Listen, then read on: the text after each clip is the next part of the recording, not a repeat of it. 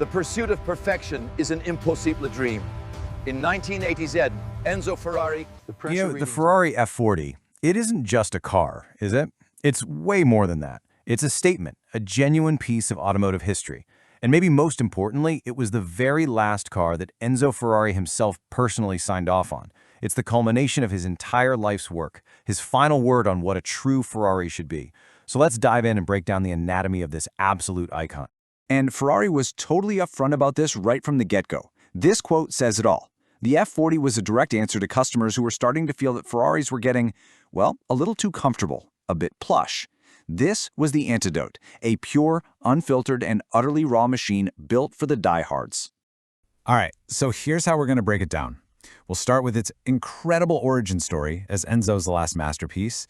Then, we'll get into the obsessive engineering behind it. We'll look at its epic showdown with its greatest rival, uncover the real price of all that purity, and finally, figure out what makes it such an enduring legend today.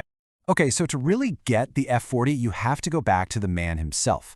In his final years, Enzo Ferrari wanted to create one last car, a final statement that captured the pure, unadulterated racing spirit of his brand, and he put his trust in one key person to make it a reality. And that person was Nicola Materazzi. You could call him Ferrari's turbocharging genius. His hands-on experience with both the Formula One team and the legendary 288 GTO was absolutely crucial.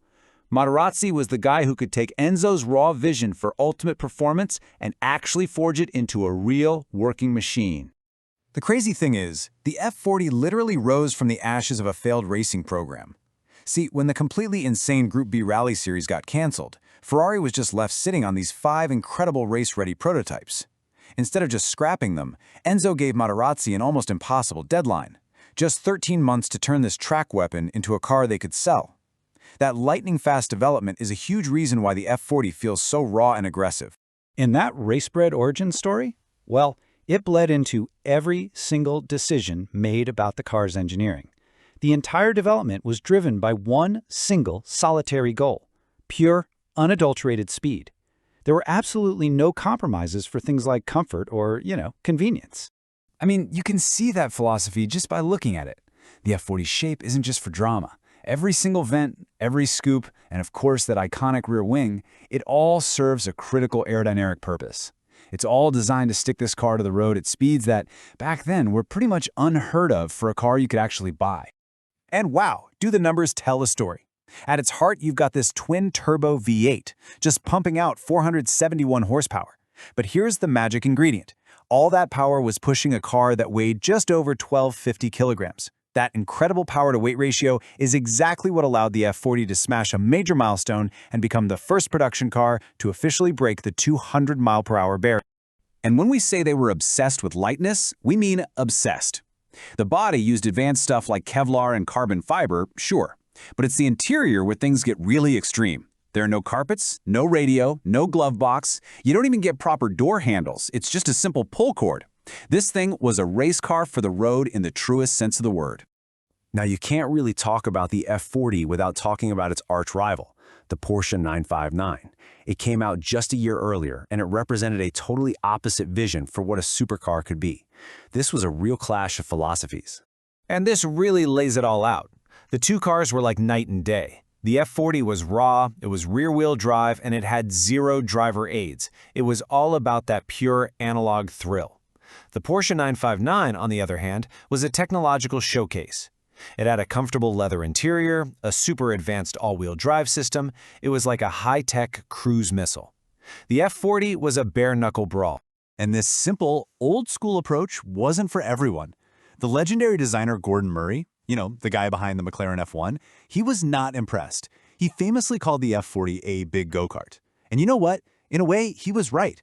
But here's the thing. What he saw as a flaw is the very reason why enthusiasts absolutely adore this car.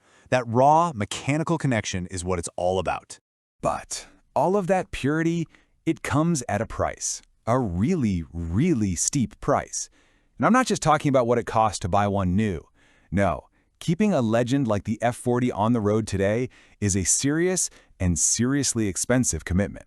So what are we actually talking about here, cost-wise? Well, the numbers are pretty mind-boggling, and they really show you just how close this car is to a full-on racing machine. Okay, get ready for this. One owner shared the bill for what he called a small inspection, and the total came to 70,000 euros. Now, that did include some big jobs like timing belts, but a huge chunk of that cost came down to one very specific, very notorious F40 weak spot. And this is it. To save weight, and you're probably seeing a theme here, the F40 has these flexible synthetic fuel bladders, kind of like a race car. The big problem? The material literally degrades over time. So for safety, they have to be replaced every 10 years at a cost of over 25,000 euros just for the parts. It's an incredible expense. So with costs like that, how do owners protect a multi-million-pound investment? Well, that's where Ferrari's own Classique program comes in. Think of it like getting a certified birth certificate for the car. It's this super rigorous inspection that verifies every single component is authentic, preserving its value with a certificate signed by Enzo's own son, Piero. So let's bring it all together. It's flawed, it's brutally uncomfortable, and it costs an absolute fortune to keep on the road. So why? Why on earth has the F40 become one of the most beloved cars of all time? Well, if you want one answer, just follow the money. Look at these auction prices. They've gone absolutely stratospheric, hitting over £3 million. The F40 is more than a car now. It's a blue-chip asset. And that skyrocketing value is the market screaming that this car is a true icon. But maybe the best explanation comes from the man who knew the F40 better than anyone, Ferrari's legendary test driver, Dario Benucci. He said it perfectly.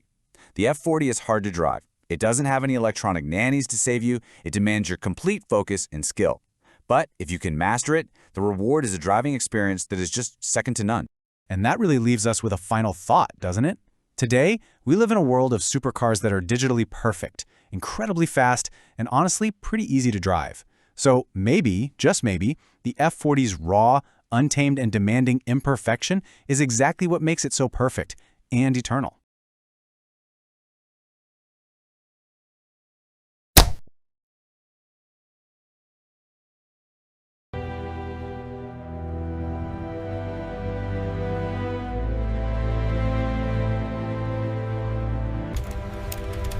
This was Enzo Ferrari's final word.